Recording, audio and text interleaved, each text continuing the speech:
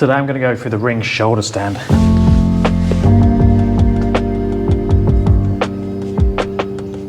Now the end goal for today is get up into that shoulder stand position up on the rings, show control in the position and also be able to transition in and out of it. Now before we go up onto the rings, we want to make sure that we have the prerequisites. Now the prerequisites are making sure that you can have a one segment piece between your shoulder and your feet, and also that you can just hold the position and understand how you rebalance and basically stop yourself from backsplating.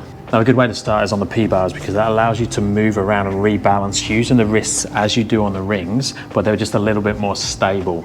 So the best way to get into it is keep the arms in by your side, have your legs together in a tuck position, slowly take your shoulders and head down towards the floor as the hips come up, lift the heels up when your toes become light, and just see if you can hold control there. Now if you notice, I've got my shoulders down, my hips backwards, so there's an angle of the torso. Now that angle doesn't actually change when I open out into a straight position. It's like a channel of energy going in this direction. It's definitely not in that direction, so you're not gonna fall over. It's definitely not in that direction, up and down like a handstand. It's tilted forwards because your shoulder and head is in front and below of your hands. So once we have this position and we can hold a nice controlled tuck shoulder stand, you want to be able to move around a little bit. So you want to feel that you're in the middle of your window. So if you think there's a window like this, and if you go too high, you'll go over and onto your back. And if you go too low, you'll go back down towards your feet. So underbalance that direction, overbalance that way. Exactly the same as the handstand. And you can play around with that distance between the shoulder and the hand and see how that changes the angle, but I stay balanced. Once we have that, we can start to open up the position towards a straighter body. Now don't think there's two positions, the tuck and a straight position. Think of it as there's a slow progression throughout that movement to get there. So I could hold in a semi-open tuck in any of these positions, and I should always be balanced throughout that movement. Same thing, I'm making sure that I have contact between the upper arm and the torso. Now if you don't have P-bars, you could use two boxes that are the same. You can use the edge of a box, like the front of a box like this. The downside of that, it doesn't really carry over so well to the rings. You ideally want your arms more by your side, not in front. So I'd recommend you have two boxes exactly the same, or two chairs, and then do exactly the same thing. Just turn the hands out a little bit, because turning the hands out brings the elbows in, but it also mimics that position of the rings because your hands will be there and not there.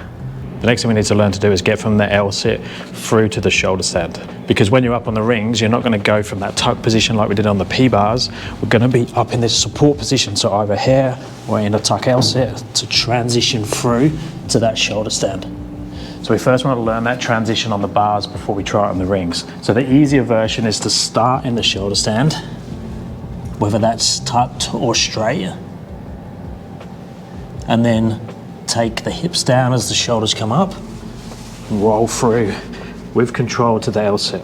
Now once you get comfortable with that and can do it for a few repetitions, we need to take it in the other direction. Now the other direction, we need to make sure that the hips go with the shoulders and not leave the hips behind. So you don't want to do that, because your hips will feel very, very heavy. We need to go here, take the hips with you, take the shoulders forwards, and then you can come through to that shoulder stand. Watch the speed with this one, don't use too much momentum because you'll tend to feel like you're going to fall over, and if you're going to fall over on the P-bars, you'll definitely fall over on the rings. And when you're up on the rings, a prerequisite is just to be able to fall. So basically what's going to happen if I go over, because that's the scary bit, if I come back down onto my feet, no problem.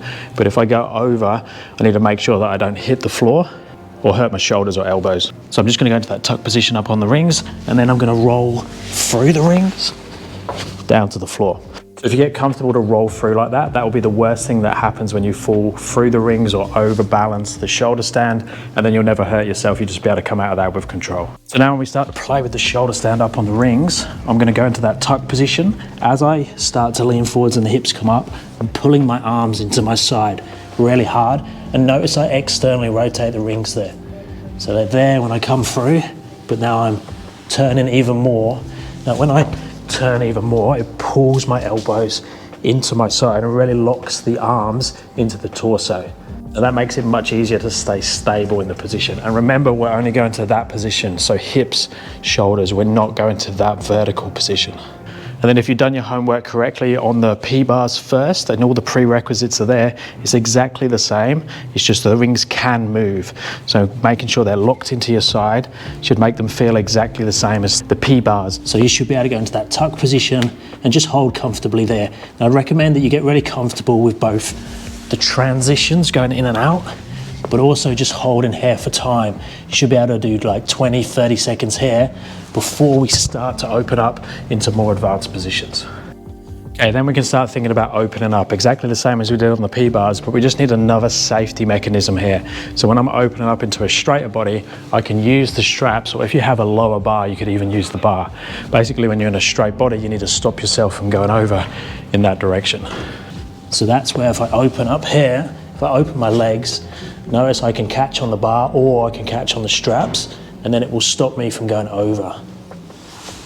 And then it's just a case of going into the position, open into your straighter position, and just having a little play with that position. So I can take the shoulders forwards, feet back a little bit. I can go the opposite direction, take the shoulders towards the hands, then it takes me a little bit more upright, and vice versa. So again, you're playing with that window of balance. How far can you go on each side? It is going to be smaller than it is on the P-bars, but over time you'll create that bigger window where you can always find balance. Once you have it, you can start to open and close the position from straighter progressions. So actually go in and out of the position with more of an open hip.